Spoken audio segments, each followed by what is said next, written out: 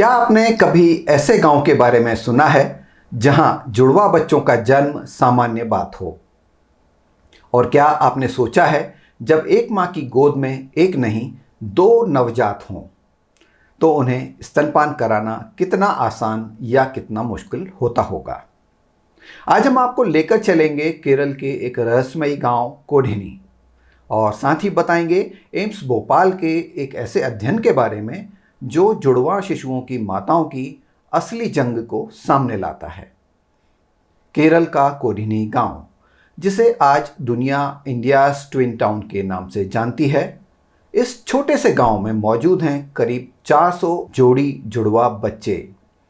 यही वजह है कि यह गांव भारत में सबसे अधिक और दुनिया में दूसरे नंबर पर जुड़वा जन्म दर के लिए जाना जाता है। और इसी अनोखे गांव को चुना गया एम्स भोपाल और एम्स भुवनेश्वर के शोधकर्ताओं द्वारा एक बेहद ज़रूरी सवाल का जवाब ढूंढने के लिए। और वो सवाल था, जुड़वा बच्चों को स्तनपान कराना वास्तव में कितना संभव है। एम्स भोपाल की सहायक प्राध्यापक डॉक्टर गीता भारद्वाज और एम्स भुवनेश्वर की डॉक्टर MV स्मिथा द्वारा किया गया यह अध्ययन जुड़वा शिशुओं की माताओं के स्तनपान व्यवहार पर केंद्रित है। शोध बताता है कि जुड़वा शिशु अक्सर समय से पहले जन्म लेते हैं या फिर उनका जन्म के समय वजन कम होता है।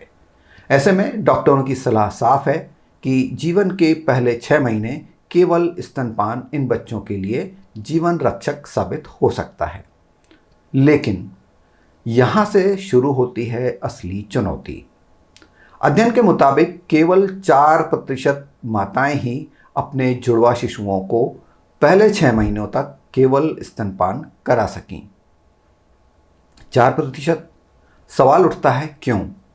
करीब 70% माताओं ने यह बताया कि उन्हें स्तनपान के दौरान अत्यधिक शारीरिक थकान होती है। सोचिए, नींद पूरी नहीं होती, 2 नवजात बच्चों का एक साथ देखभाल, दूध कम पड़ जाने का डर और हर वक्त ये चिंता कि क्या दोनों बच्चों को बराबर पोषण मिल पा रहा है। यह सिर्फ शारीरिक नहीं बल्कि मानसिक संघर्ष भी है। लेकिन इसी शोध में एक बेहद खूबसूरत सच्चाई भी सामने आई।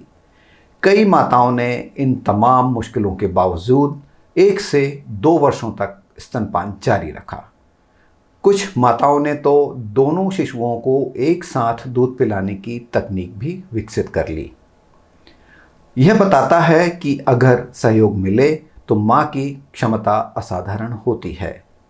इस अध्ययन से स्वास्थ्य कर्मियों के लिए एक बहुत अच्छा संदेश और बहुत बड़ा संदेश निकल कर आता है कि केवल लक्ष्य पूरे करने के लिए जोर ना दें, किसी भी मात्रा में स्तनपान को स्वीकारें, माताओं के प्रयासों की खुलकर सराहना करें, जुड़वा बच्चों को दूध पिलाने की आसान तकनीक सिखाएं और सबसे ज़रूरी बात, भावनात्मक सहयोग दें। क्योंकि सकारात्मक प्रोत्साहन मां के आत्मविश्वास को कई गुना बढ़ा देता है। कोडिनी गांव की ये कहानियां हमें यह सिखाती हैं कि मातृत्व सिर्फ जैविक प्रक्रिया नहीं है, बल्कि धैर्य, समर्पण और समर्थन का नाम है। एम्स भोपाल का यह अध्ययन हमें जुड़वा बच्चों की माताओं को समझने और सहारा देने का एक नया नज़रिया देता है। अगर आपको यह कहानी ज़रूरी लगी हो तो उसे शेयर कीजिए, क्योंकि शायद किसी माँ के लिए हौसले की वजह बन जाए। मैं हूँ रविंद्र सोनी। जल्द ही मिलते हैं अगली हेल्थ स्टोरी के साथ। धन्यवाद।